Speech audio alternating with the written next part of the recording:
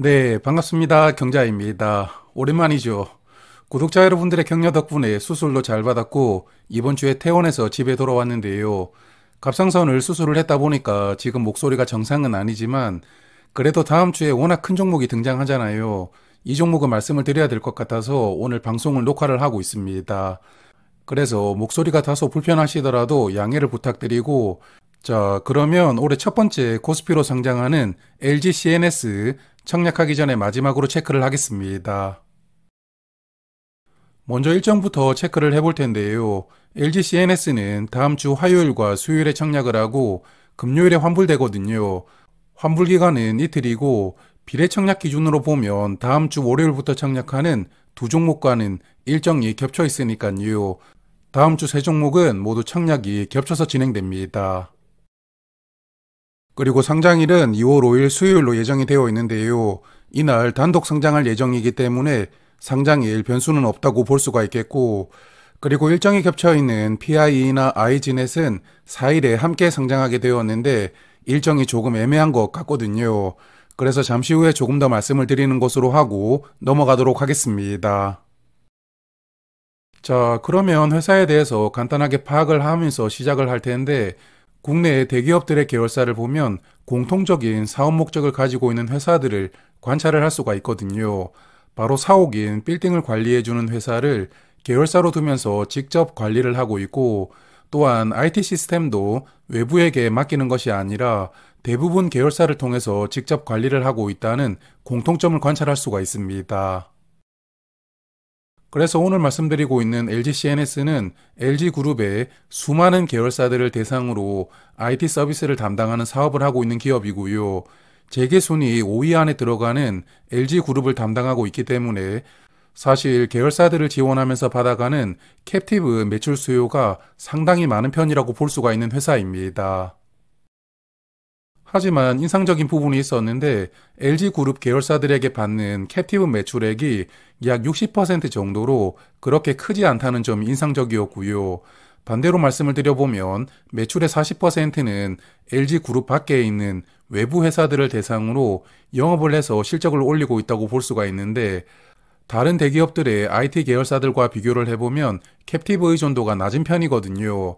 나중에 한번 비교를 해보겠지만 삼성그룹을 담당하는 삼성 SDS는 계열사 매출액이 약 80% 정도 되고, 현대차 그룹을 담당하는 현대오토에버는 약 90%에 육박하거든요.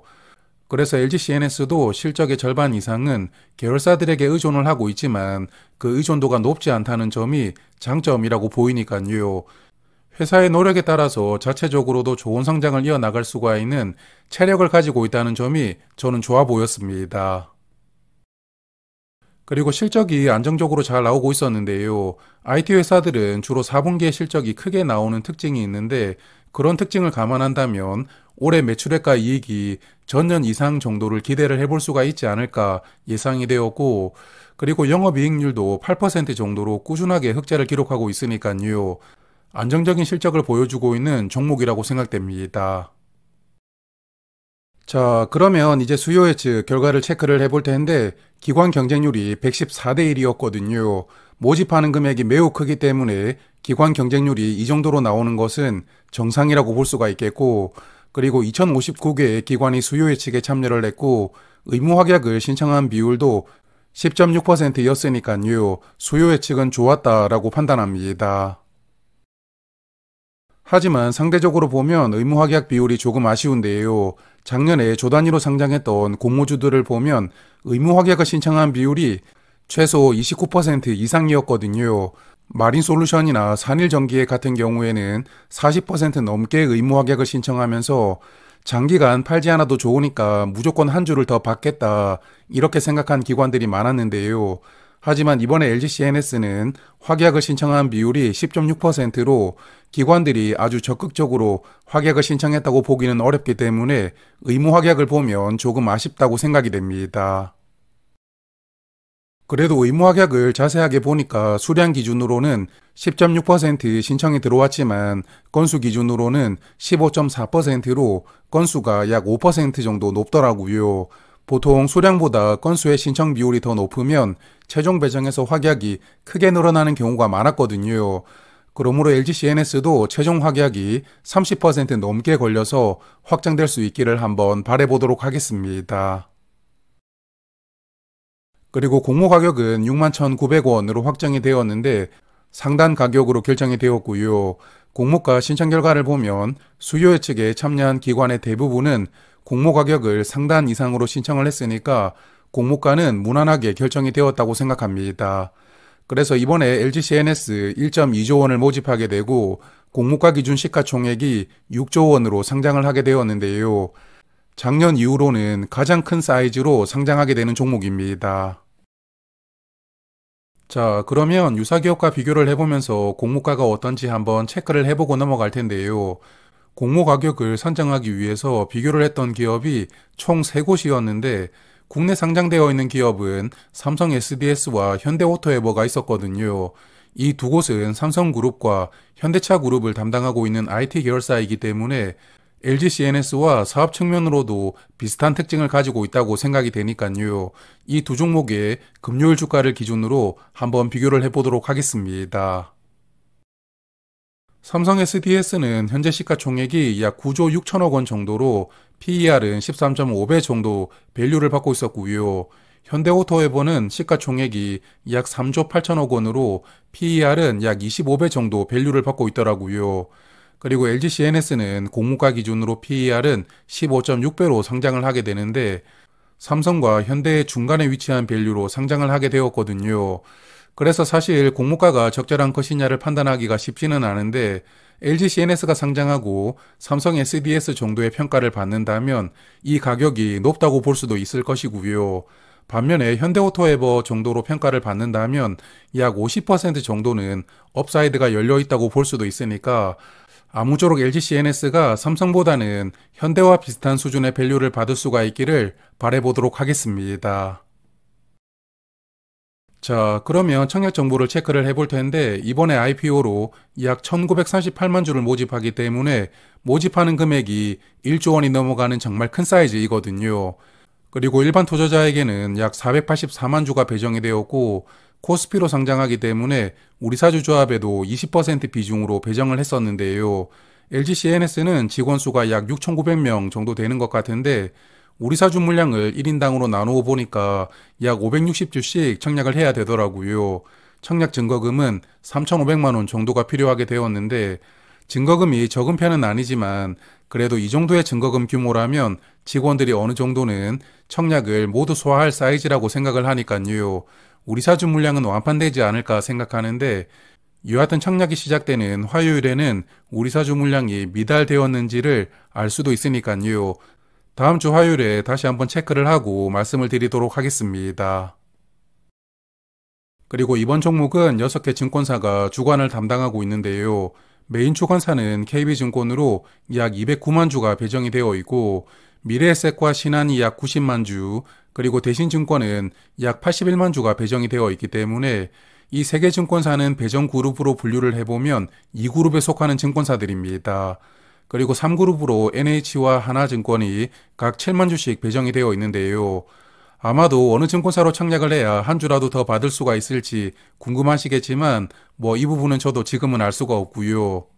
청약이 시작되고 1일차 결과를 보면 대략 예상은 해볼 수가 있지만 지금은 알 수가 없는데 다만 그동안의 경험으로 미루어 보면 배정 수량이 어느 정도 되는 1그룹이나 2그룹 증권사 4곳은 아마도 균등 배정이나 경쟁률이 큰 차이가 없을 것이라고 생각되거든요. 그러므로 가볍게 청약하시는 분들은 1그룹이나 2그룹 증권사 중에서 본인에게 조금 더 유리한 청약 수수료를 내지 않아도 된다는 이런 증권사가 있다면 그쪽을 청약하시는 게 무난하다고 생각합니다. 그리고 지금은 다들 알고 계시겠지만 한 사람이 여러 증권사를 청약을 하더라도 맨 처음에 청약을 했던 증권사에서만 배정이 되고 나머지는 전부 무효 처리되니까요. 한 사람당 한 증권사를 선택해서 청약을 신청해야 되고 그리고 이번 종목은 최소 수량이 10주로 증거금은 약 31만 원 정도가 필요하게 되고요. 청약 수수료는 KB증권은 1,500원을 받고 나머지는 동일하게 2,000원을 받고 있습니다. 그리고 이번 종목은 모집 수량의 절반은 기존 주주가 보유한 주식을 구주 매출로 매각을 하게 되는데 2대 주주로 있는 크리스탈 코리아 유한회사라는 이곳이 본인들의 지분을 약 3분의 1을 구주 매출로 매각을 하게 되더라고요. 다만 이번에 매각을 하기 때문에 향후 6개월 동안은 남아있는 이 2천만 주를 더 이상 매도하지 않겠다고 보호회수는 걸어두었습니다. 그리고 여기는 어차피 재무적 투자자라서 나중에 보호회수가 풀리게 되면 물량을 모두 정리할 것이라고 예상이 되는데 아마도 블록될 형태로 지분을 조금씩 나누어서 정리할 가능성이 높다고 생각되고요.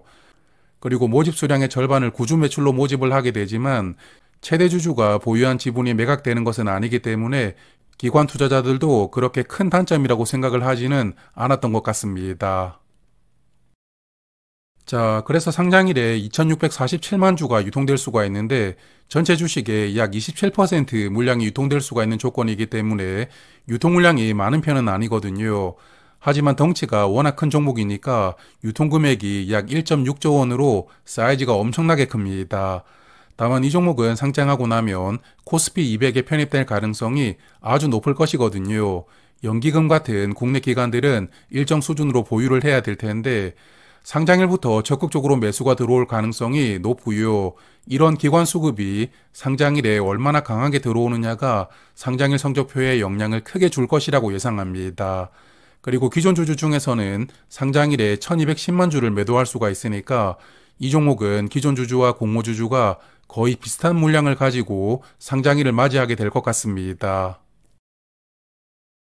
그리고 기존 주주는 전부 개인 주주로 구성이 되어 있더라고요. 예전에 주식을 받았던 직원들이 약 97만 주를 보유하고 있고 개인 소액 주주들이 약 1112만 주를 보유하고 있기 때문에 기존 주주가 전부 개인 주주로 구성이 되어 있는데요. 제가 자주 말씀드리고 있는 부분이지만 아무래도 이렇게 개인 주주들로만 구성이 되어 있다 보면 이 물량들이 다 함께 한 번에 쏟아질 가능성이 있거든요. 그래서 장 초반에 공모주주 물량과 더해져서 큰 물량이 한 번에 쏟아지게 되면 흐름이 급하게 꺾여버리는 상황도 나올 수가 있게 되는데 나중에 상장하기 전에 제가 한 번 더 정리를 해서 말씀을 드리겠지만 주주 구성이 개인 주주로만 구성되어 있다는 점은 약간 애매할 수도 있는 부분이라고 저는 생각합니다. 자, 그러면 지금까지 말씀드렸던 부분들을 정리를 해볼 텐데요. 먼저 공모가격 측면에서 보면 삼성 SDS보다 고평가가 되어 있었지만 그래도 현대오토에버와 비교를 해보면 저평가로 상장을 하게 됩니다. 그리고 수요 예측 결과가 괜찮았기 때문에 상장일에는 현대오토에버와 어느 정도 비교가 되면서 어느 정도는 상승할 수 있으리라고 예상을 하고 있는데 작년에 상장했던 조단위 공모주들을 보면 상반기에는 상장일의 주가가 거의 공모가 2배까지 올라가기도 했었거든요. 하지만 여름에 상장했던 시프트업이나 산일전기는 약 40% 정도만 상승하는 시세가 나왔습니다. 그리고 현재 공모주 시장 분위기를 고려를 했을 때도 덩치가 아주 큰 LG CNS가 큰 수익을 선물해 주기는 어렵다고 생각을 하는데요. 그래도 적당한 수익은 어느 정도 기대를 해볼 수가 있는 조건을 갖추고 있지 않나 생각합니다. 그래서 이번 종목은 저는 비례청약을 할 생각이고요. 현재 가용할 수 있는 자금을 다 투입해서 한 주라도 더 받을 생각으로 비례청약을 해보려고 하고 그리고 앞서 말씀을 드렸지만 일정이 겹쳐있는 두 종목은 상장일이 조금 애매하다고 생각을 하거든요. 그래서 그 두 종목은 청약을 건너뛸 생각입니다. 자, 그리고 이대로 끝내면 조금 아쉬우니까 마지막으로 청약이 얼마나 들어올지 예상을 한번 해보고 마무리를 해볼 텐데요. 일단 작년 11월에 공모주 시장이 아주 부진했던 시기를 경험을 했고 그때 가볍게 청약을 하시던 분들이 많이 떠나갔습니다. 최근 공모주 중에서 20만 계좌 이상 청약이 들어왔던 종목도 없는데 그래도 LG CNS가 워낙 큰 종목이니까요. 어느 정도는 관심을 가지고 계시리라고 생각을 하고 작년 하반기를 보면 시프트업은 약 69만 계좌, 그리고 증거금은 18.6조 원이 들어왔었고요. 도본 코리아는 약 67만 계좌로 증거금은 12조 원이 들어왔습니다. 그래서 이번에 LG CNS는 계좌 수가 약간 적어진 50만 계좌 정도, 그렇지만 모집하는 규모가 1조 원이 넘어가기 때문에 증거금은 22조 원 정도를 예상을 해보았는데요. 그래서 증권사마다 차이가 있겠지만 일단 통합을 해서 생각을 해보면 50만 계좌가 참여를 하면 1인당 균등 배정으로는 4.8주 정도 배정될 수가 있거든요. 평균 5주 정도 배정될 수가 있을 것 같은데 혹시나 6주 이상 배정될 수도 있기 때문에 균등 청약만 하시려는 분들은 나중에 증거금을 추가로 입금을 하시던지 아니면 미리 청약 단계에서부터 20주 정도를 청약하시는 것도 괜찮을 것 같습니다. 그리고 제가 예상을 했던 증거금 22조 원이라면 비례 경쟁률은 300대 1이 되고요. 한 주 증거금이 약 930만 원이 필요하기 때문에 금리 3% 파킹 통장으로 이틀간 이자가 1,300원 정도가 됩니다.